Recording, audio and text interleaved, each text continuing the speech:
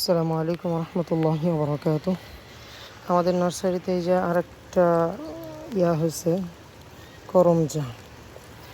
আজকে করমজাটা হচ্ছে মূলত অনেক কাঁচা থাকে যখন এই যে এরকম থাকে, এরপরে পাকলে এইরকম হয়ে যায়। এই যে পাকলে এরকম হয়ে যায়, এরপরে আরও কালো হয়।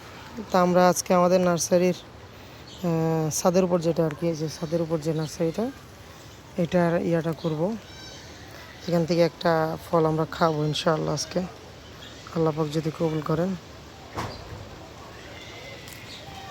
একটা ছিলাম, এটা থাক। এই যে আমাদের এটা আরেকটা করমজা, এটা হচ্ছে অনেক মিষ্টি একটা করমজা।